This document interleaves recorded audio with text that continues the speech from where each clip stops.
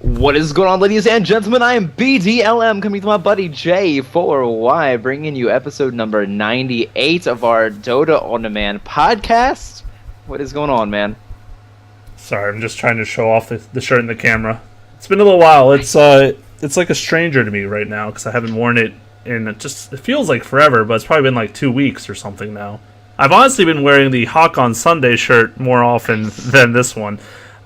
Which gets the greatest looks ever when worn in public. When I wore it to the beach with you, I just remember you telling me like, "Oh yeah, that guy was totally checking out your shirt." And I'm like, he had no clue, no clue.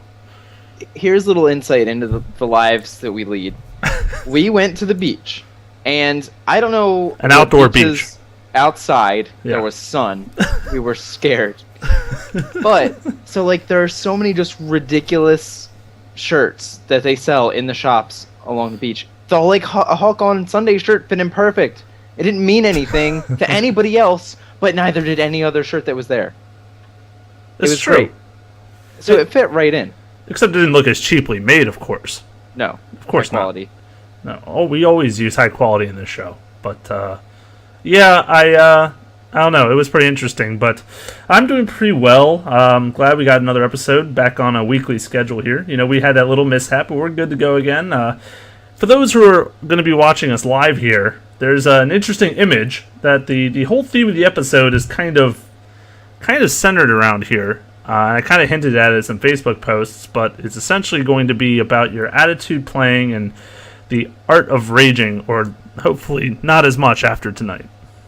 Yes, this for me at least goes back to when we interviewed with Shane, and they mentioned it was like, you have so much fun doing all these like ridiculous troll things, and they wind up working, but even if they don't work, like you still have fun with it, and you know sometimes you spend so much time getting stressed out about if you're gonna win or not that you forget to have fun. So hopefully we can not only talk about just like stuff to try to deal or cope with rage or not do it, but also some of like the tools that I know that I personally like neglect to use as much as I should. Some of the chat options such as the wheel and the phrase bindings, and then also this may or may not be why we need this episode, you and I, Jay, because the end of the show we're going to tell you a little bit about our next Dota escapade, which will actually be to MMR ladder climb. Got to watch a little bit of Eternal Envy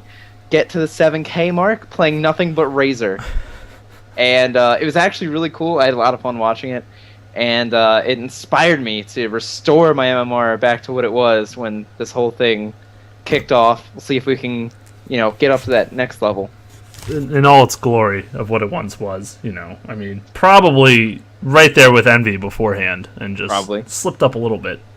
That's gonna be really fun to talk about, and then actually execute, as you say. Go and try hard pants, the people we always jokingly make fun of in all chat at the end of the game when we lose miserably. But yeah, I'm looking forward to that as well. But before we get underway with the meat and potatoes there of tonight's episode, let's start with our appetizer. It's gonna be the question of the week. Sorry, it's always gonna be a menu nowadays. The Brussels sprouts, if you will. Well, actually, I don't really like them as much, so I may go with something like. How about like more bacon? I thought I said a vegetable. The bacon course. Oh god, there should always be a bacon course. France has it all wrong. They have like a salad course. I mean, what are you doing? Green stuff? Mm-mm. No, you cook Brussels sprouts in bacon. You're still having the Brussels sprouts. See, I was just going all for bacon, like a bacon course. Like, you were trying to push great. The vegetables, and then you just abandoned ship immediately. I did. Bacon. You say the word bacon, and that's it. I'm done. I'm spent. The question of the week. We did get responses. I'm really thankful you guys came back for it this week, because we were hoping to get that going again. And actually, we used our website poll feature, and it was really awesome for you guys to join in. We hope to make that a continuous thing. Get more people voting on our website, dotaondemand.com. So please keep joining us there.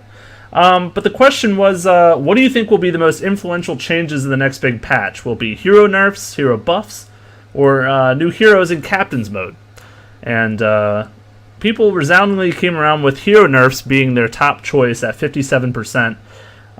Then new heroes in captain's mode was at 29%, and then 14% said hero buffs. Now I remember you thought the hero buffs was going to be the way they interpreted it. So obviously you are in the minority here. I personally want it to be buffs.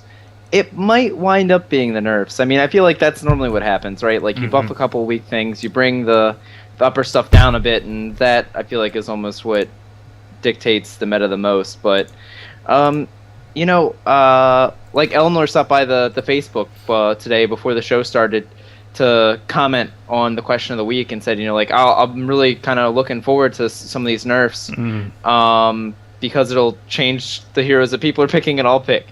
It's like, yeah, there's a lot of faceless, but I mean, it's kind of like when we were talking about the episode right after got back from the international. It's like, do you really need to nerf a hero that gets picked all the time but only has like a 30-something% win rate?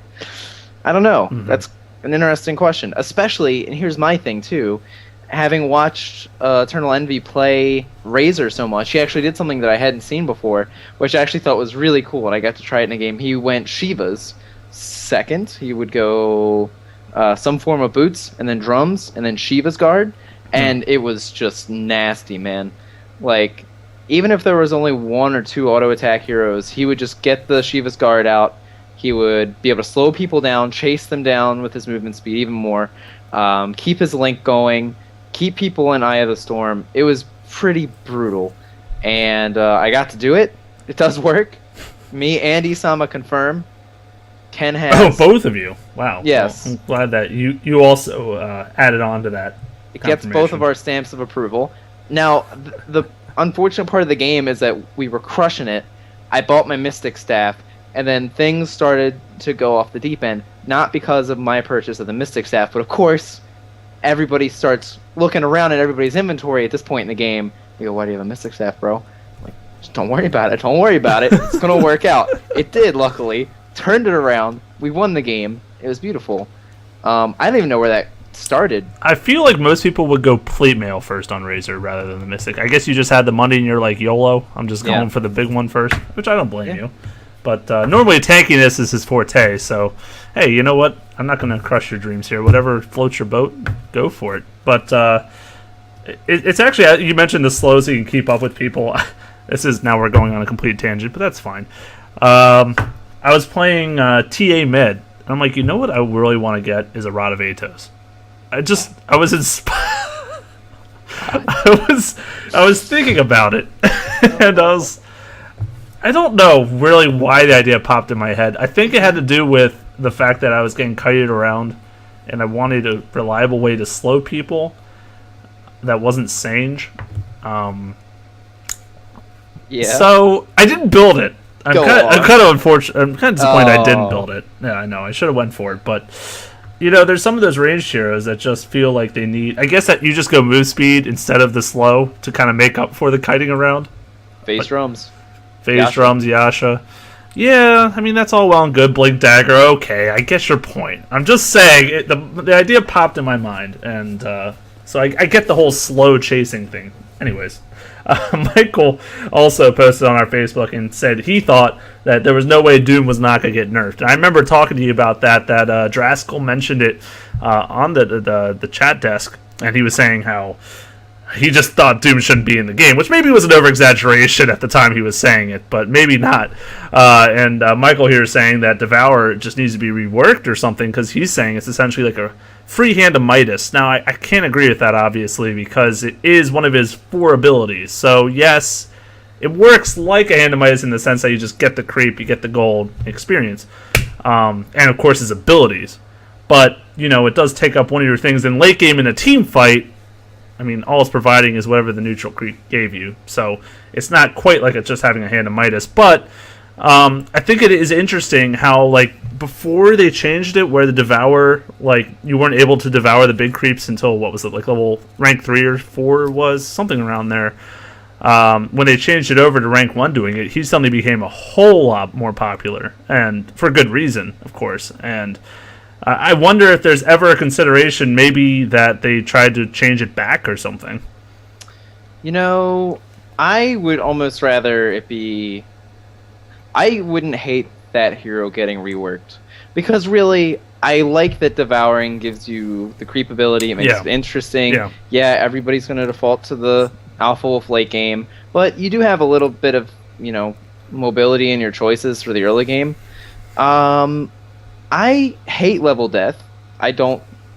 It's really just because Doom itself is so strong. Scorched Earth is kind of neat. It's not like blowing your mind or anything, but it gives you that early game tankiness, helps you get in, get out, do a little bit of damage. Fine.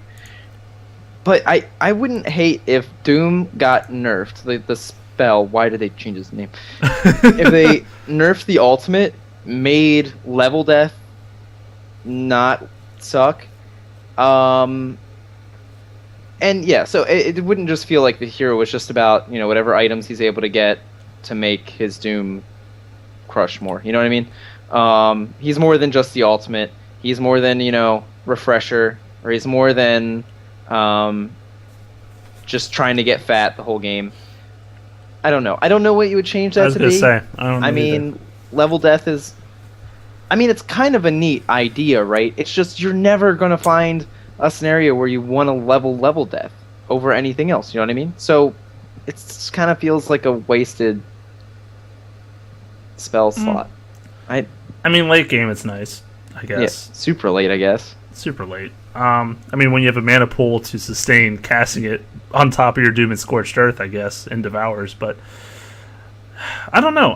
I mean, like, reworking a hero in general is just such a complicated concept to do. And also to factor in, like, he's been around the scene so long in Dota 1 and Dota 2 that, like, if they reworked Earth Spirit right now, it wouldn't matter because he's not been in the Maida, he hasn't been in Captain's Mode. I mean, they could frankly do whatever they wanted to that hero, and it really wouldn't affect the professional competitive scene. But a hero like Doom, where he's been kind of tied in with everything, it just feels like it might be too messy. It might, imagine the pitchfork raising at Volvo factories. I can't imagine that would go very well. So obviously reworking probably isn't in his, or any hero's real, their scope for them. But yeah, I just think like they may have to just tweak back. I'm curious about the Devour with the level restriction. Maybe that puts him back at a weaker early game at least. Because I feel like he can stay in a lane and then just every 50 seconds or so just eat a huge creep and come back to the lane, and he's got such a nice experience gold lead over whoever he's against. It's really hard, and then he's like so tanky, not from armor but from the Scorched Earth regen and everything else. It just seems so difficult to deal with him. I also wouldn't hate adding a somewhat significant cast time to Doom, so that you couldn't just blink in and doom somebody, or that you couldn't Shadow Blade doom somebody. A Diabolic Edict, like, even cast time. If he started announcing Doom before the cast actually got off, that would be interesting. You are Doom! But just so you're like, okay, we can either try to interrupt him, like if somebody's quick, they might be able to sheep him. Maybe you get to pop your Shiva's Guard or something. Maybe you get an item off that you wouldn't be able to. You get the mech off, so what, everybody's at full health. At least you give them a little bit of armor or something, instead of you just being muted for the whole fight. I think that's what's so frustrating about Doom, is you pick a hero and then they don't do anything. Yeah. And you're fighting an uneven game at that point. So I think there are definitely things that you could do to tweak them. Like I said, I wouldn't hate a rework. I mean, especially when you consider just that is one of those skills, kind of like Lasso, that it's either going to be really overpowered or it's going to be like worthless. I just wonder if they removed it from Captain's Mode, then people would be like, great. I feel like a lot of people would just be totally cool with that, just to see if they could make something else out of it. I don't know. I'm curious. I am too. And I don't remember what his win rate was. I believe he had a winning percentage, but even still, it wasn't like 90% or something. I mean, it was within the realm of other heroes in the tournament in recent competitive play. But yeah, it's just the how you have to play against him, how you have to pick against him. I mean, like, if you're doing that, you may not pick Storm Spirit. You may not pick, like, there's some heroes that just there's no way you could really want to pick them, or else you're in fear of just once you're doomed, that's it. Like you said, you're useless to your team, and they probably already turned the fight and won it by that point. And he gets so much farm from the Devour, from just the way he can do it, that getting items like Refresher, whatever he needs to get to make sure late game he's way too hard to bully and to dominate. I don't know. I feel like he is a really big thorn in the competitive scene right now, and it'd be interesting to see. I think if they do send out a round of nerfs, which they probably will, I'm certain he will be one of them. But what are they gonna do? Like give him negative armor to start? I just don't know what way they're gonna go. Yeah, I mean, he had a 61% win rate throughout the tournament. Pretty good. Yeah. It's good. There are actually, I'm surprised the other heroes that actually have like more than 10 games played in some of their win rates. Like Weaver has a 68% win rate with 22 games played. Morphling had a 62% win rate with 32 games played. Even Centaur 73% with 15 games. So, I mean, yeah, certainly a 60-something% win rate is kind of ridiculous, but I feel like just from saying that, not the only hero that enjoyed a high win rate across the tournament, but then some of these other heroes, it's even like, I don't know if you couldn't say that Weaver's broken, right? Despite the fact that he had a really high win rate for the tournament. So interesting, very interesting that you have these heroes with high win rates that you say you want nerfed, but then these heroes with like abysmal win rates that you still want to be nerfed because they're popular. So it's a very interesting dynamic, and I feel like this is maybe the first time that you've had this situation in competitive Dota 2. I don't know. I know, because usually they're the most winningest heroes, so it is really interesting. Like you said, Razor, like 30s or something percentage?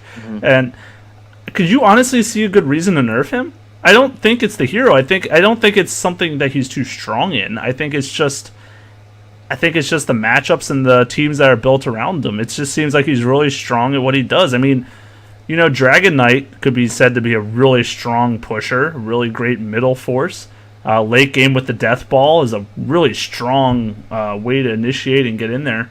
But it's not like you would nerf him just because of his kit. It's just how he is in that lineup and that that way of fighting. I feel like with just the other heroes that are so popular with the meta, like he just makes a lot of sense, which is why you pick him up. Because I mean, people ask about Tidehunter, like, oh man, is Anchor Smash Kraken Shell way too good? Well, he had a 39% win rate with 58 games played. Razor wound up having a 42% win rate across the tournament. So, that's why I'm really curious to see how, I guess, how much of the nerfing and buffing gets done on feels. You know what I mean? Like if it is just because something's popular, well, we're gonna tone it down a bit. I really hope that's not the case, because I feel like that's just, I don't know. I feel like you can say that some of these heroes are balanced. It's just they fit really well. Exactly. The meta just has to kind of shift. Faceless, I have no doubt, will get some kind of nerf. I don't know how. I just feel like they're going to tone him down a little bit. That'll be interesting to see how they want to go about that. I just feel like it's due to the ultimate just seeming to take over in team fights a little too much. So I'm not sure. I mean, we talked about a little before, maybe the cooldown not getting reduced until you get Oghanims or something. Like I said, I'm not a balancer. I'm not going to even try to throw out too many ideas because it's going to probably flop on my face. But flop on my like a fish. On your face. I don't know how many fish I'm having flopping on my face, but it's all right. You think Faceless as well might be hit with a nerf stick a little bit? I like just like a cooldown on the ultimate increase, or hear me out, Jay. What if you have the time lock damage that gets doubled in Chronosphere? What if that scales depending on the level of Chronosphere? Or I mean, I think it's just if the ultimate's going to be so huge, I feel like it should be like if it's going to be something that's up for every team fight, then you need to have Aghanims. You have to have paid for it somehow. But I mean, that item is pretty legit on Faceless regardless. Right. Especially because of the buff to the time lock damage inside of Chronosphere. So I don't know. It's probably going to be around that cooldown. I feel like is most likely what you're going to expect. Right. The rest of his kit seems fine, so it seems not a big deal. So what about next week's question, Jay? What's it going to be? I guess I wanted to make it more open-ended. Did you want to go with the open-ended or the close-ended one? Oh, how about mid-end? Well, that's not one of the two Mid-end. options I gave, but the... that's not one of the two I gave here. Door 1. All right.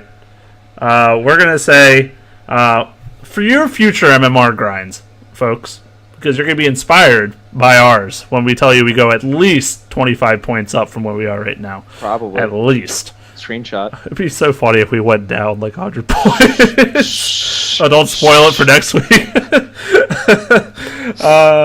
I was going to say, because I am curious, first of all, just what heroes you guys would use. But also, as a more general thing, if not a hero, then like what position would you fill? If you wanted to try hard in solo queue or duo ranked or party rank or whatever you want to do, what position would you fill for your team to try to ensure victory as best you can? Now, because there's this like general floating philosophy of like, if you're not the carry, you can't carry your team, and you can't win because your carry might suck. Totally not true. I don't believe that for a second. I think any of the 5 positions can totally change the game, depending on what you do for it. So, I mean, what do you think? Do you think it's crucial to be in that 1 or 2 slot? Well, I'll say the whole point of what we're actually going to try to do is we're going to play a bunch of games this week. We're going to try to pick between, let's say, 2 to 3 heroes max in any of these games to try to climb the MMR ladder. So I am actually going to steal Eternal Envy's idea, not just because I'm a copycat, but also because I happen to like Razor a lot, and I just love that that's a hero where everything you build is so that you can fight more. And he's also, off lane, you can play him mid, you can play him as a safe lane farmer. He's got some range to him. And then I'm also, I guess to get back to your point more, my other option is going to be Crystal Maiden. Just because I absolutely think that you can make a huge impact with a 5. You can't make people do certain things, of course, but being able to set 4 people up for success is definitely something that will help you climb the ranks. I mean, Sir Action Slacks, I believe, was the one that was just climbing the ladder as Omni Knight, just playing him every game. So, and the idea too, I just want to say, for picking that one hero, just being able to get really good at it, to know the ins and the outs, and to build sort of like how we've been doing our hero challenges in the past. You just sort of get in these games, you build the expectation of what is going to work, what isn't going to work, and then you use that to drive yourself up based off of your ability to play. So, yes. What's yours, my friend? Let's pick 2 heroes for you. I almost wanted to say 3 because when I was playing Venumancer for 100 games, there was like, I want to say at maybe 60 to 70 games played, my win rate was like 80% or something. But what if you said, let's pick 3? If you were going to play 3 heroes, what 3 would you use to climb the old ladder? So we'll start with my middle role here, because that's how I've always been focused on that. But the hero I would start with is the Wind Ranger. She has always been there for me through thick and thin. She actually is my most played hero too, in general. And I love her for her versatility, is I think the main reason. She can play middle, she can play it off lane, even safe lane, in a tri-lane, aggro tri-lane. She can do pretty much anything because she's got that nice burst, damage, CC, etc., escape. She also can be an auto attacker late game or utility. I mean, she's got a lot of options. She can even be support, which I have played her too. So I think she's really versatile. I want to play her as the 2 role that I want to go mid, and like I did with my 5-game challenge. Not quite following those same procedures, because I'm going to be actually trying to win and not just trying to build Aghanim Maelstrom every game, which may coincide depending on the matchups. But Wind Ranger is definitely my top dog. I want to say who I wish I could do is Tinker. And I've told you that. I've actually started practicing against bots to start. I'll be playing a non-rank next, progressing slowly. Tinker is just, if you watch Dota 2 streams right now, like Fear or other people playing, you hear them talk about how the cancer that is Tinker in solo queue, because he just seems to always be on the winning team no matter what. He's such a playmaker, so easy to get farm, assuming you don't get ganked a million times in middle. And then, you could just start snowballing out of control if you get the right ganks with your team, the right matchups. And so I would love to be better at Tinker. I have not played him. I've probably only played him maybe 4 or 5 times total. I'm not proud of it, but I've always been scared to play him because he is a lot. And it's not the microing, because obviously there's no micro component. It's the items, the usage. And also what I found to be one of the hardest things for me was I always tried to time everything like right as I was done channeling the cast time for rearming and whatnot, so I could rearm and then quickly blink, march, and boots. You want to be so quick on your reaction times with those. And I would find myself canceling the rearm or something because I was like right towards the end, but I didn't let it finish. And that screws you up like completely if you mess that up. Like completely. You're out of mana, you're like, oh crap. Now I don't have enough mana to go and do it again, and it can totally mess up everything you're trying to accomplish. So those timings, I think, are the most important part of Tinker. Because the item build, let's be honest, it's kind of straightforward to a T. I mean, you're going to go... usually you're going to just rush for that bottle into Soul Ring, into Boots of Travel. I mean, you can interchange those parts. You can not go bottle, I suppose, and just go Soul Ring. I mean, you got different options. But I always am going to do probably the same exact build, at least for the first 20 minutes. And then I guess you go from there. But I would love to be good at that hero. And I am going to play him more outside of our MMR climb and get him to a point where I would be comfortable playing him in that position. Because I totally feel like I could carry my team if I was good with that hero. How many, if I don't die, what do you have? What's your prediction, I guess? How high do you think we'll get? I mean, 7K, right? Probably by next week. Well, yeah. Well, let's see. I actually can't remember exactly what I'm aiming to start, but let's go with points and not what my rating's going to be. So, let's estimate we get about 20 to 25 points per win. Yeah. And per loss. Correct. Well, we lose the points for a loss. That is a fact. Unfortunately. So, I don't know. Let's do some quick napkin math. If I'm going to say we're going to play...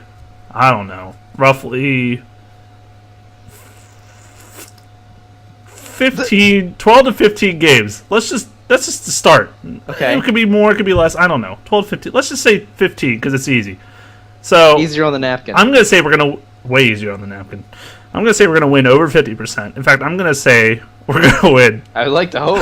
If it's a climb, we better win over 50%. We're going to win 75%, which is 3/4. I should have chosen an easier number. Let's go with 12. So when you play 12 games, that's going to be about 9 wins. So we're going to gain about 75 to 100 points. I was going to say, if anybody out there remembers the episode where I had to jump up and use the bathroom, and one of our friends made this nice little, intermission thing, I'm like, we need to just play that right now while Jay actually tries to work out the numbers. I got this chalkboard back here, and I'm trying to just write it all out here. No, it's funny. We were mentioning mental math earlier. I was trying to remember... I was trying to do some math about how long ago was I 16. And the years...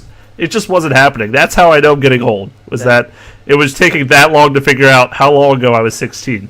So you're old when you're trying to figure out an age thing, and your first thing is, well, I was born in '89, so, and then you try to do the math from there instead of just being like, that was 10 years ago. But I don't know. Rough stuff. So I'm going to estimate 75 to 100 points. What do you think? 300, a million, -10. Here's the thing. A long, long time ago, BDLM 4200 The Dream. Wow. That's someone's dream out there. I don't know whose. Huh? I feel like your dream would be like 7K. Why is it 4200? No, that's what it started at. When I was originally ranked. Because you said the dream, so I was just curious whose dream that was. I mean, Okay. Anyway, sorry. Continue. Take what I can get. Okay. Mm-hmm. Anyway, so a couple support Zeus, support Drow games later, we're sitting below 4K. Let's get back to glory. Let's take it back to the good old days. Let's get above 4K. That's what I would like. Mm-hmm. Okay. I think we can do it. Nature's Path in the chat says 150 to 200. That's pretty optimistic. I'm liking the sound of that. That's what I need, basically, to get. And numbers like that are what I need to get the 4K dream. But I don't know. I might just have to commit to this idea and only play ranked until I'm back above 4K. That might be tough, but I don't like to be super concerned about the MMR. But if we're gonna make a challenge out of it, then Exactly. Oh, absolutely. 100 games of Venomancer. You don't stop for nothing. That is still mind blowing that you did that. I'm thoroughly impressed. It was. I played Venomancer like 3 games after I finished that streak too, which was the funny part. I'm trying to think of a hero I would ever be able to play 100 games of. I mean, Wind Ranger maybe is the closest. Just maybe. But I could never commit to that because... That would be a year and a half of your life that you're not going to get back. Dota 4's coming out by then. I mean, we can't... We skipped one. We're going to Dota 4 at that point. It would take you so long that like a new hero would be introduced, added to Captain's mode, and then you would just like get to 85 and you'd be like, F it, I'm playing this new person that I really want to. You just give up, you throw in the towel. He's got like a turn on his shoulder. I don't know. He seems pretty cool. I guess I'm going to play him. Sorry to bait you with that. Alright, so that's definitely in our future. So we'll see how those games go. The Wind Ranger Razor combo, apparently. The Drim. Hopefully with the Drow support on our team if we're lucky. Yeah. We can only hope. Yeah, so anyways... we are curious though who you guys would use and like what position you would fill. So if you guys were gonna shoot up the poll after this episode on the site, we're gonna set up the poll on the site. It sounded weird the first time I said it, and we're also gonna post it on Facebook, Twitter. We want to hear what you guys think, so keep that going. And wow, the appetizer, that was a long bacon course there. Yeah. But now that we can get into the actual discussion of the anger management, because again, and this is actually when we were talking about the support Zeus, right? So here's the problem. Some people can seem to handle, like if you present them the idea of I'm going to do this game, I think it would be fun. Let's try. Sometimes you can get away with that. Other times it seems like just rage comes out of nowhere. Because you're like, oh, stupid, why did we even try that? It's not a real thing. So, my question to you is, Jay, how can we help deal with all this just anger at support Drow? I just really want to prep everybody else that I can keep playing support Drow, and they can just learn to deal with it. I think that's really the point. So the whole point of this episode is not to do that. It's just to allow players to troll you with their new strats, essentially. Yeah. You gotta create the new meta. Well, that's somehow, that is part of it, though. That's actually part number 3, but we'll get there. Don't jump the gun here yet. All right. J4Y is Rageaholics Anonymous. Class starts now. It does. The 5 steps to the Drim. Mm-hmm. All right. So let's start with number 1. And I'm curious about people's reaction when I say this phrase, because whenever you hear it in a pub, in a on Skype or whatever you're on, everyone's like, "Are you kidding me?" But it's just a game, BDLM. I'm gonna Google your address and stab you. A game. That's my reaction. Now, obviously, I have to explain myself, because if I just left it at that, everyone would just probably turn off the episode right here, or maybe they already have, and hopefully they haven't. Maybe they're raging in the game right now, and that's it. But yeah, it's just a game. So obviously, it's one of the most overused phrases when you hear about someone asking you to deal with it. But it honestly is completely accurate. I mean, none of us here are doing this for a living. None of us are professional players. If you are, then it's awesome, and I would love to talk to you more because I'm surprised that there's professionals listening, but hey, that's really cool. No, hey, that's really cool. We remember Puppy used to, but I don't know if he's tuned in recently when he's getting all those strats from us. Mm-hmm. But anyways, this is just for fun. It's a game. Now, what obviously sets this apart from other games is that it completely depends on teamwork. There is PvE, if you want to call bot games PvE. But aside from that, it's going to be always with other people involved. Sometimes people you don't know. A lot of times people you don't know.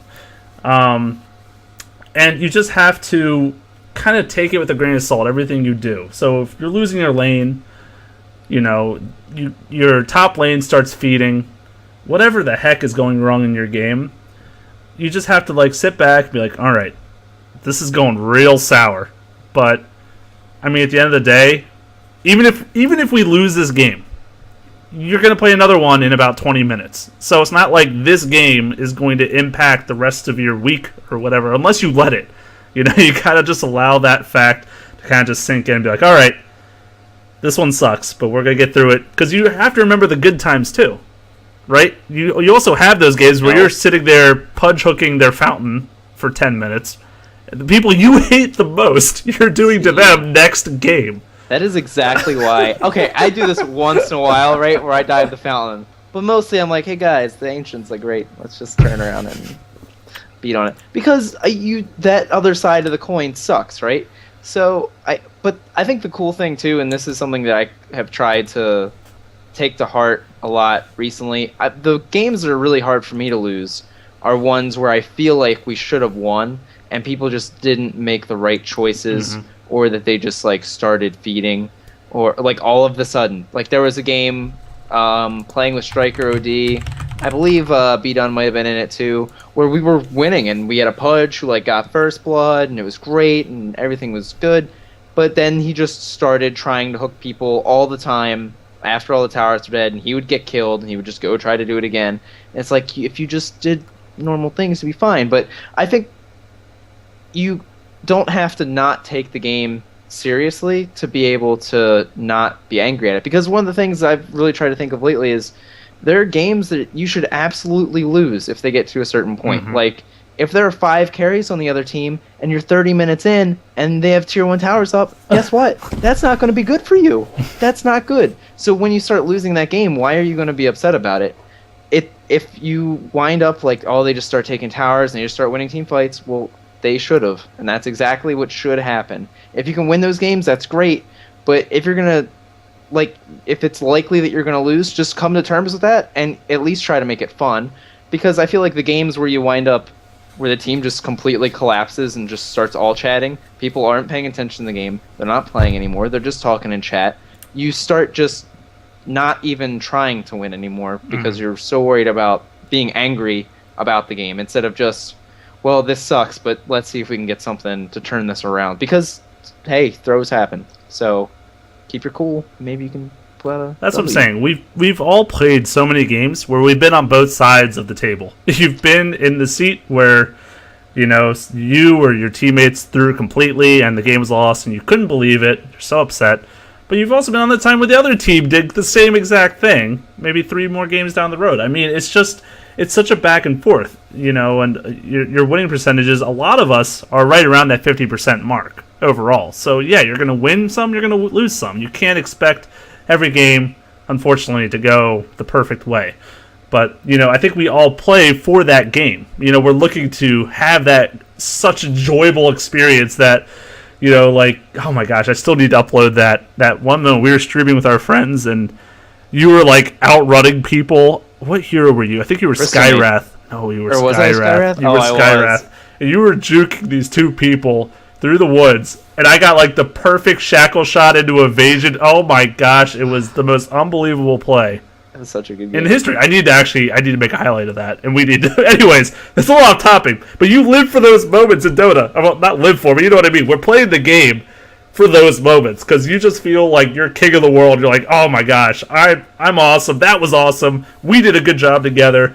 Yeah. You know, you're so pumped up. And then the very next game, you go 0-5 and you're like, wow, I hate my life. And you know, it's just like such a roller coaster.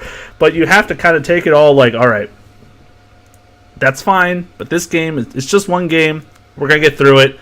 And the other way to put it, now, this might not apply to every single person, but I'm like, if you're playing with your friends, would you really yell at them like that in real life, like you do in a game? Like, I start trying to think about it when I'm playing with my friend. Now, like I said, it doesn't apply to everyone, because maybe some of these people would treat their friends this way.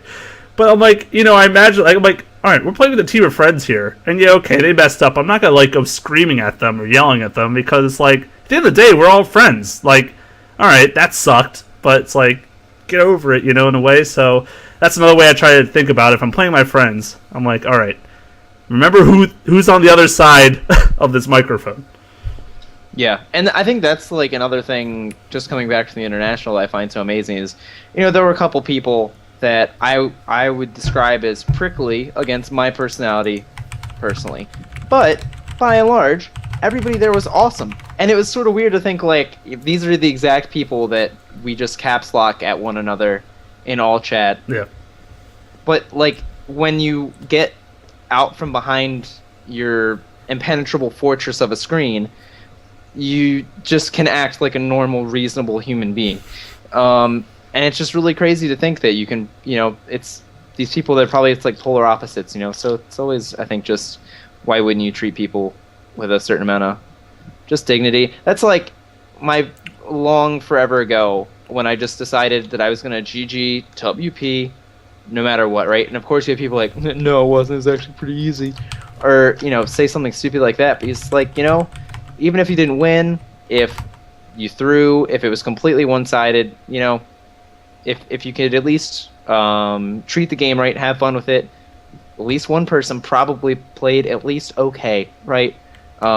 So, just try to, I feel like, put that energy out there and you'll be okay. What's number 2? Because I feel like we've been on 1 for... Hey, you know what? We had to explain it's just a game, remember? Because it would have been just the rage was real. I think it's a job. It is for us, but that's fine. We made that money, so now that we're, making real income over here. Number 2, attitude is everything. So this is going to completely branch off the Shane O'Mad interview and what you've said time and time again now ever since. It's about how you go into the game and how you go into the night. You've got to be in a clear mindset. And if you allow these things to start taking over, because it's so easy, right? It kind of a chain of events. And a lot of games go that way where, oh, you didn't see that arrow coming in from the side and you get first blooded. All right, I'm a little ticked off now because I didn't see that coming. And then maybe they start diving, you don't get a TP. All right, where the hell's my team? You just start letting things trickle in. And then you just get in this horrible, nasty mood. And you kind of let it take over everything. And you've really got to just stay positive. And it's hard in some games. Like you said, like the 10-0 game, right? Like, let's say your team's just feeding out of control. How do you stay positive in that game, right? You kind of just stay lighthearted. You kind of chuckle. Like, I try to make myself, I figure I'm like, that was the most ridiculous death I've ever done. And, like, I just, like, kind of laugh at myself. I'm like, how the hell did I get that out of position? Or what was I doing? Or, And you just kind of just laugh it off, especially when you're playing with friends. I think that's the best way, is just kind of laugh it off and just be like, all right, that was silly. That was stupid. But what are you going to do? And you just keep playing. You just get your head back in there and keep going for it until the game ends. I mean, if you guys are going to keep dying over and over, the game's going to end. It's not like it's going to last 2 hours at that rate. So... I don't know. What do you think about the attitude? I know you always have a lot to say about that.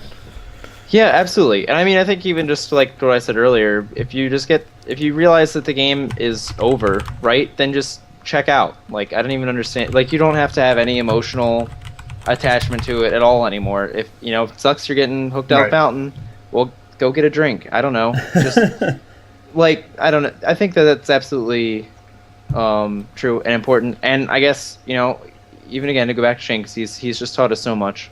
I've accepted him as my personal savior. But like, just watching the games, even when you do ridiculous things, if you have the right idea, like I just remember like one of the games I watched him where he's playing like Centaur or something, and there's like 4 or 5 melee heroes in this game, and they just pop Centaur ult, run in, everybody's yelling and screaming, and it's like, you're like, why would we pick no ranged heroes? Like, the lanes are gonna suck, blah blah blah blah blah. But if you just have fun with it, you can make those bad situations or those things that aren't maybe the best possible thing that you could have done on paper work in some of the situations, because you're just open to rolling with it and trying it out. And I feel like, of course, there's always going to be the absolute best pick you can do in a game. Yeah.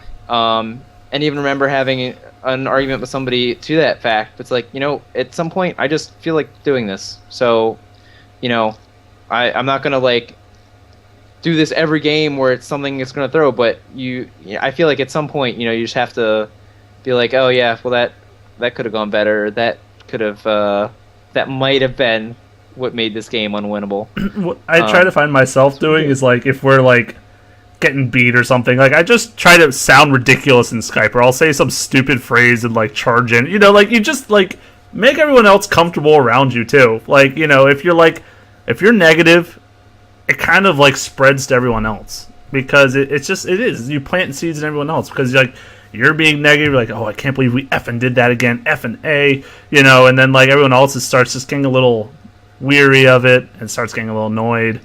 But if you stay positive and you just keep like silly, it's just watching. Like I've watched plenty of Shane's streams these days. I know we're plugging him a lot, but hey, I'm sure he's not complaining. But I've watched him a lot recently, and it's like even if he's getting crushed, he just laughs it off. He stays positive. I haven't seen him mad, I don't think, ever. And I mean, I haven't watched him stream for a long time, but I feel like he does not get actually upset while playing Dota very often.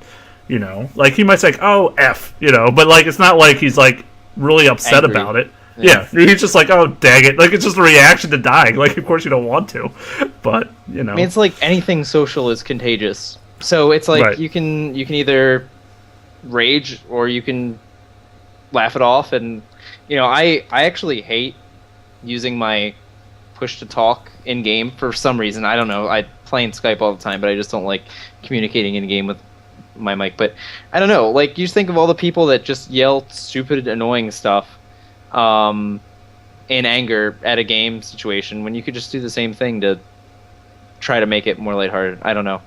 And I feel like too, another, I guess we'll get into it as like a whole section later, but you feel there's so many opportunities to try to get people to do something that's more conducive to victory by using like your chat wheel or the hotkeyed things. To the thing that I've actually started doing a lot recently that I have no idea why I wasn't doing this before is just like alt-clicking everything. Mm-hmm. Alt-clicking cooldowns, alt-clicking items when I purchase them, when I get them completed. Because how many times you wind up in a game where there are like 3 mechs and you're like, how did it come to this? Because nobody did that. Nobody alt-clicked their mech when they were building it. Or they might have said it in chat and you missed it. Well, that sucks. Well, guess what? If you do it a couple times, you're like, oh, I'm going mech. Oh, I have headdress complete. Oh, I'm 300 gold off my mech. You're going to be a lot more likely to, I feel like, get your point across. And that's always going to make the game easier to win if you have that communication. The more free-flowing communication is seriously a huge key to victory. A huge key, especially in a pub game where you don't know the people. Like, me and BDL, I'm playing a lane. We sometimes don't talk a lot because we're just thinking it. Yeah, we really have it. It's a mind link. Sometimes we don't. And then we're like, oh, I thought you were going, whoops. Well, guess not that time. But, most of the times, we play with the others so much, we kind of know the ins and outs, what items we'll build, that kind of thing. But, completely pub game, or at least with a few, yeah, they can't read your mind. They don't know how your play style is. They don't know what items you got. They don't know anything about that. So, that's where those tools come in. And we're going to definitely approach that after we get through these points. But, yeah, definitely communication's huge. Let's get to number 3, because these are taking a lot longer per point. Let's just skip to 5. Yeah, frick 3 and 4. But number 3 is, I say, don't point the finger at others. And this actually kind of goes with number 4, but I'll just start at number 3. So, don't point the finger at others. Essentially, it's really easy to start blaming other people. And it may be their fault. I'm not going to sit here and say you're doing everything wrong, because believe me, it is a 5-person effort, and, other people are definitely messing up. But when you start blaming people and pointing the finger, all it's going to do is start reducing the morality of your team. Not morality. Morale. Just morale. They become awful people. They just start sitting in the streets, and they just start smoking crack and, stealing babies. Who knows what's wrong with these people now? But I could have went a lot worse, so that's fine that we went that far. Morale. But yeah, you just really start diminishing the already kind of tension, because it's obviously everyone's a little on edge when people mess up. You're like, oh crap, we just team wiped. But then if you throw out a thing like, dude, you're so effing stupid. What, were you not looking? Were you blind? Why didn't you TP at when you start pointing out blame and throwing the finger around, all it's going to do is ignite more rage on your team, more conflict, and it's definitely going to just lead to, most likely, worst play by your team in general. So, go ahead. Good. No, I thought you were done. ESP didn't work that time, sorry. See, it doesn't always. I actually can't remember what I was going to say, so... Perfect. Feel free. All part of my plan. I just feel like, when you get to a point when you're playing Dota, you can start to read games, right? Like you go, oh, they have a lot of late game potential, so maybe we need to start doing stuff early. Or you get in the early game and, oh man, your offlane died twice. Like their carry's having a really good time. So start doing different things. I mean, there are lots of times where I feel like people, like especially, playing the 4 or the 5 support, they'll pull the creeps and yada yada, and they'll just keep doing that until something so dramatic happens that they have to move. But really, the offlane's having a hard time, or there's a middles maybe having a hard time, smoke gank and try to help them out, or try to push the tower if somebody else got ganked and a call was missed or something. I feel like if you go into a game and you try a bunch of different ways to come back into the game and they don't work, then we misfired on these things. It's an L in the book, and you just check out, right? If you're just like you're not going to accomplish anything. I feel like the only thing you can really do is be like, hey, can we get this? Like, what can we do to fix this? And other than that, you're just screwed either way, right? So just fix it. Try to change up the flow of the game. If you realize that there's a super late game potential, just be like, guys, we need to win early. We need to do something really early in this game. Let's push and blah, blah, blah, blah, blah. Try to affect the game instead of, I guess, being critical of the things that may have already happened when you just look for opportunities to move forward. And there's also... That being said, I have to admit, I make quips to everything that happens in every game because I'm critical and never happy. I'm never happy. No, not this guy. Except for that one juke. Yeah, no. That one, I was actually stoked. That was pretty happy. It's either like quippy and critical, meh, or I laugh way too high pitched, hysterically. There's no in between. There's a bit of a fall off between those things, but I was gonna say the last thing in that point is that there's such a difference on your delivery. So, for example, instead of saying, "Are you effing kidding me, you doomed Crystal Maiden?" you could say, "Hey, next time can you save Doom for a Death Prophet?" or something. I mean, just the difference in delivery there would maybe go a long way for that player who just something. I don't know what they did wrong. Obviously, they did not cast out an appropriate target. But, yelling at them and calling them out is only going to make things worse for them.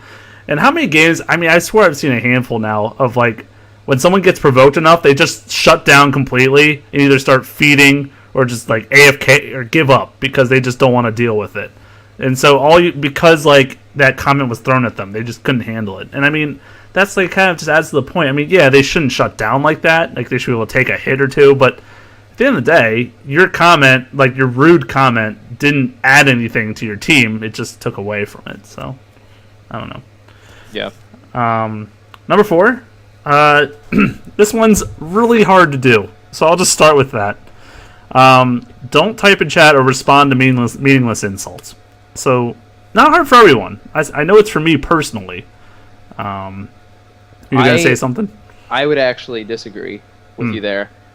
You just overwhelmingly, completely, like, just turn it around. Kill them with kindness. This is because that, or like, or just because I feel really bad for people that are really angry at things because I feel like it just has to suck if you're angry all the time over things. It's the internet. So meaningless. That's the internet. Yeah. Well, life lessons. You got to find your nirvana. Anonymity. Anonymity. I can't say that word. I think you keep saying the wrong part wrong over and over again. That. Help me out here. Anonymity? Yes. I'm not. Wow. I'm not. Doing like a tribal theme here. So, you're welcome for that one. Just the fact that, obviously you generally don't know these players, and they can say whatever the hell they want. They can talk about stealing babies and stuff, because you're never going to meet these people. And you don't know who they are. Next game, you're not going to play with them, most likely. I mean, it's always been that way about the internet, ever since forums and stuff were created, let's be honest. And, it's going to allow these players, when they get upset, to just say the most ridiculous. Talking today. Ridiculous. Talking is so hard. Ridiculous and... I'm going to try to power through here. Boy, it's hard to. I just, they're going to say these really taunting things that are just going to start flaming, easy mid, whatever they want to say, right? And just things to provoke. Because it's kind of one of those things, if you can get in your opponent's head, it's like a common war strategy, honestly. Get in your opponent's head, make them think something and actually do something else. Doesn't make a lot of sense, but you know what I'm trying to say. The whole point is, resist the urge. Now, you're saying kill them with kindness. I personally am in the belief that it's much better to just ignore and actually muting. Yeah, muting is the easiest way. Move on with your life. Yeah, because there's no point. All you're going to do, and like I said, I'm guilty, because I've done this plenty in my past, where I'll respond to the first comment, and then they're not going anywhere important with this argument. They think they're right. You think you're right. Is one of you really going to agree with the other towards the end of it? I don't think so. So it's going to get out of control, and you're going to start getting really upset with this person, and it's just going to blow up from there.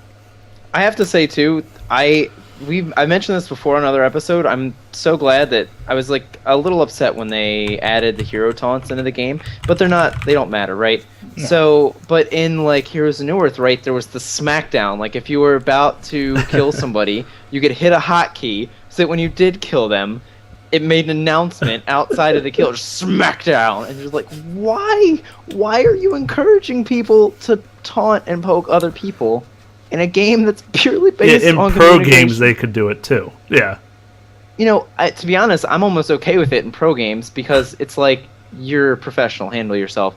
But why are you promoting people to go at one another?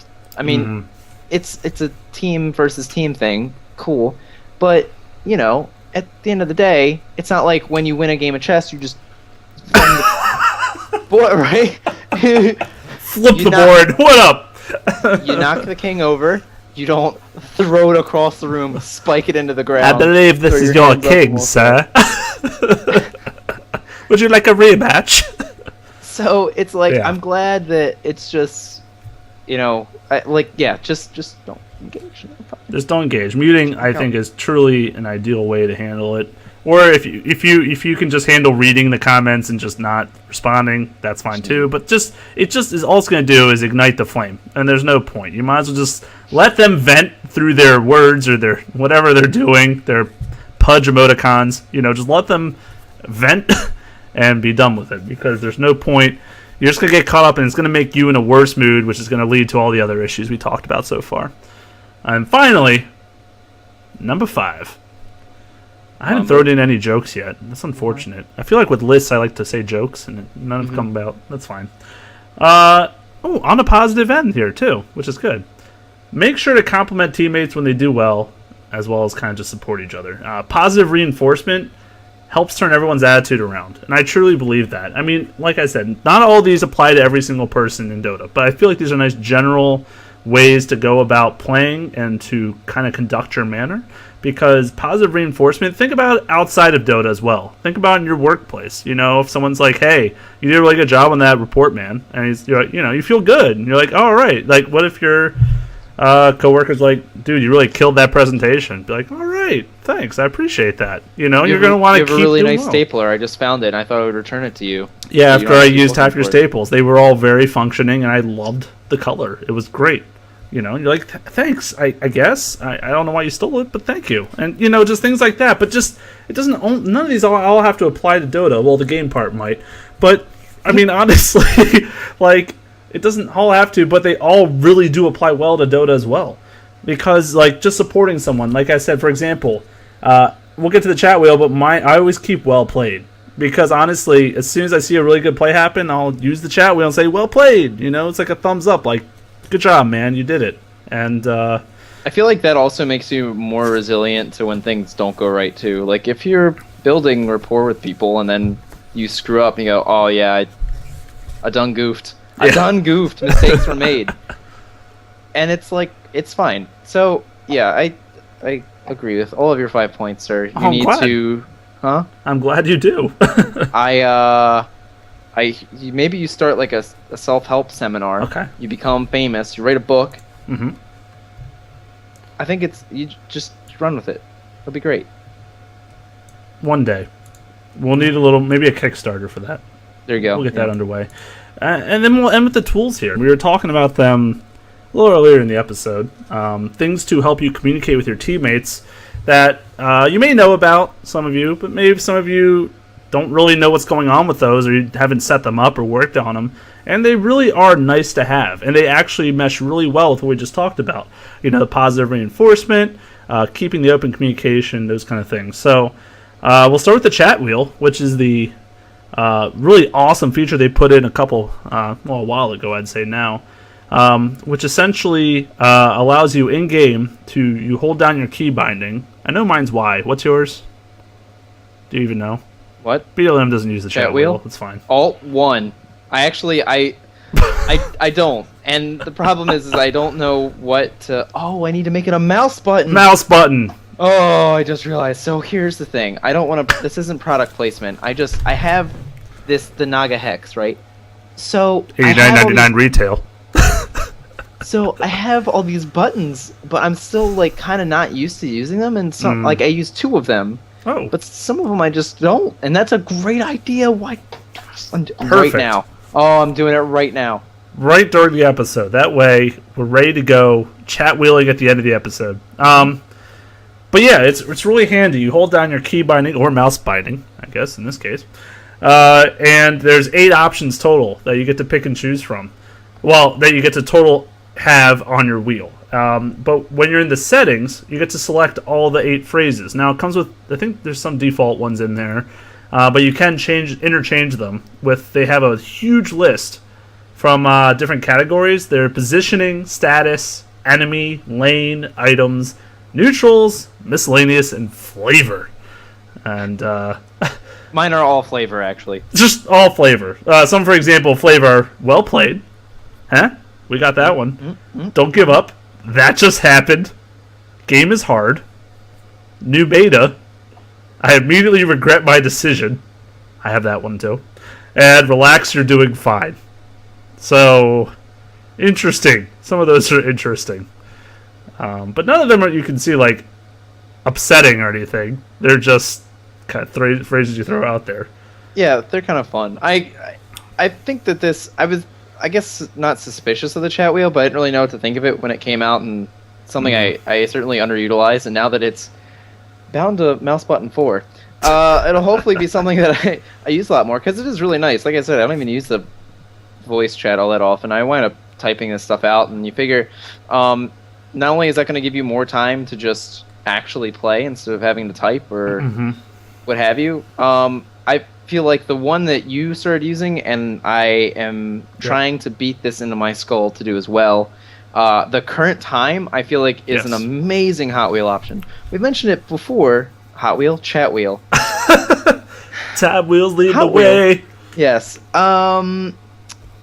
We've talked a couple times how, like, Eternal Envy, back when No Tide Hunter was a thing, sort of really helped his team out a lot by just recording times for everything and memorizing times of major cooldowns, what have you, so that they knew when Roche was respawning, they knew how much longer they had before certain threatening ultimates were back up online.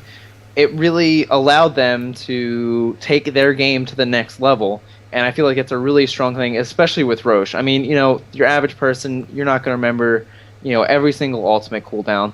But if you know when Roche is up or not, I mean, how much time can you save from walking back and forth to the pit? Right. No, I love having that one. I saw it on a stream right when the chat wheel came out. I'm like, genius. I didn't even think about that. And there actually is even another option for Roshan. So you could do, I've seen people do the chat wheel option for Roshan and then the chat wheel thing for the time. So when your chat reads Roshan one line and then the time. Now, I feel like there's not a lot of people putting times in the chat, so it's not that confusing what the time means, but, depending on what's going on, it definitely could be an option as well. But there's also a lot of other great ones. There's, like, Out of Mana, Ultimate Ready, Missing, Get Back. just stacking poles, even one. I mean, there's a lot of options that if you're in a lane, you realize is something that you wish you'd be able to tell your teammates, and that you just don't, you don't have the time for it, the option. It's just a really, like you said, a quick way to just get that phrase out there, and without like making you miss last hits or whatever you were trying to focus on. Yeah, there's like the phrases option as well, which Yeah. you can bind, but I feel like I would hit 8 of them trying to find the one that I actually wanted to say, and at that point, everyone's confused. You've confused the whole team with what you were trying to say. Missing top, bottom, and middle. What are you saying, BDLM? Everyone's God. But I think the chat wheel is just a really great quick way to just get some, like mine are pulling creeps because I play a lot of support, the current time, get back, need wards, stuff like that. And I feel like that's Game is hard. Really, game is hard. No, wait, what's my flavor one? Yeah, game is hard, and regret. Regret is my I other immediately regret my decision. Yes. flavor.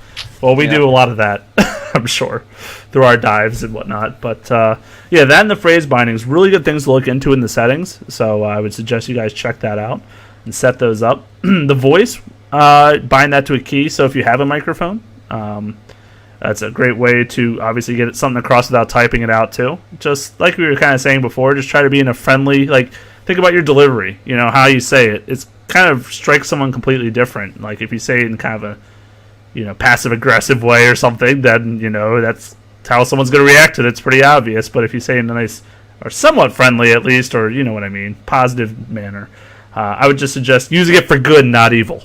That's all. Yeah, I mean, have you considered using a funny voice? You have, apparently. There's just, there are a lot of options. And so I'm actually gonna have to start using mine. I kind of forgot that I totally had it.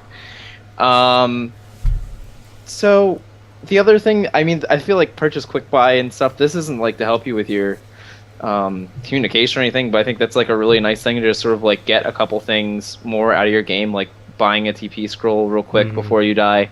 There are so many tiny things that you can do, and that I guess goes back to your not pointing the finger thing. Like there are always so many things that you can do, and so oftentimes people like to point out like the one thing that you didn't do, but of course that person has also missed dozens of opportunities throughout the course of the game to get 50 more gold or what have you. So I feel like that's another great thing too for if you are looking to ladder climb or you're trying to improve, just looking at these tiny things that you maybe overlook a lot, such as like the purchase sticky, the purchase quick buy, that can help you, I guess, make those small changes in the right direction. Absolutely. And then you've already mentioned earlier, and I use capital letters, alt-click everything. Oh my I kid you not. It was the best thing they put. Well, not the best thing, but it was a really nice feature. Maybe the best thing that you can click hero portraits at the top, your spells to announce cooldowns. Because if you click the heroes at the top, it announces missing for that hero. If you alt-click an item in the shop, it announces that you're going to purchase it. There's just try alt-clicking seriously everything and see what it does. Because seriously, it's so nice. It's a quick message. It says what you want to say. If you click alt-click Arcane Boots, it says gather here to use Arcane Boots or whatever. Like, people know. And it's just like a great message. And I don't see why you wouldn't use that more often in your games. Yeah, and I mean, I really like playing Silencer. I wind up playing him a lot as the support, and just because of the nature of his cooldown, the duration of it, that's one that I just like. I'll wind up alt-clicking 3 or 4 times while it's cooling down, just so people know. It's on a 2-minute cooldown, so you go, it's on cooldown. We shouldn't fight now. It's gonna come up in 30 seconds. How about we look for a fight? All right, it's up. So we can do something. Or if you don't have the mana for it, alt-click it. It says that you don't have the mana for the spell. So right. There's no such thing as too much information, I feel like, especially in a game like this. So that's definitely something that I feel like is so simple and adds so much value that if you were just going to start doing one thing to try to improve your communication or to try to just make the games more enjoyable, I feel like that is like the one thing that you would want to start doing today. Right. Information. It definitely is how you're going to remember everything. Yeah, so those are kind of all the pinging.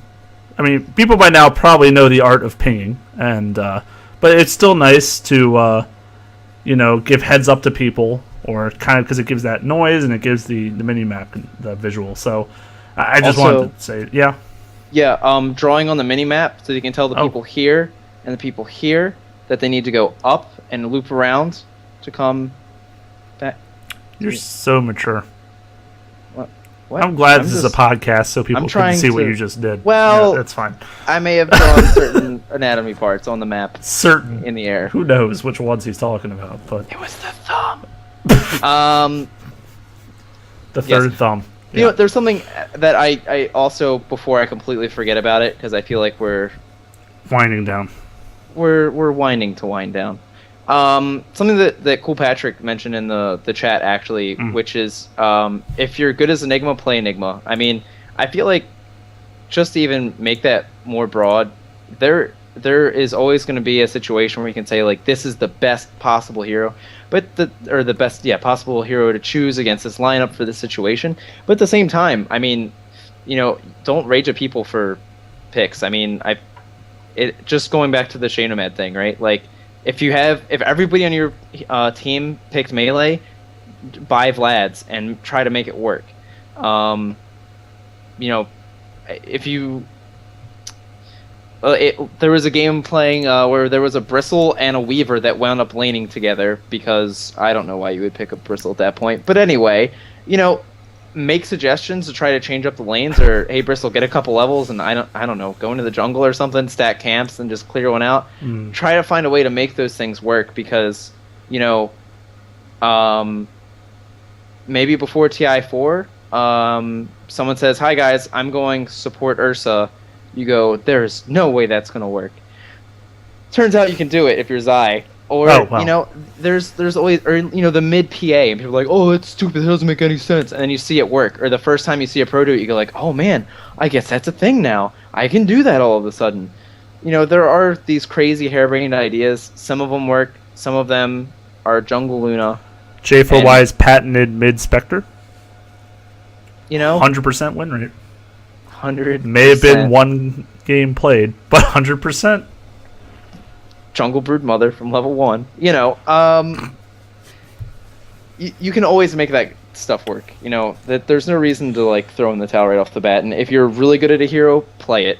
It doesn't matter if it's I guess you shouldn't be mad at other picks because that could be that person's like strongest hero, and they're just going to do a good job with it, as opposed to maybe picking a perfect hero for situations. Also, if you're an all pick, guess what? It's all pick. It's all pick, baby. You get to do what you want to do. If you want to random, if you want to pick, you get the choice. So if you want to be in something that's more controlled, Captain's Draft, Captain's Mode would be the suggestion. Yep. So, I mean, that's kind of it. Did we discuss the updates on our goals?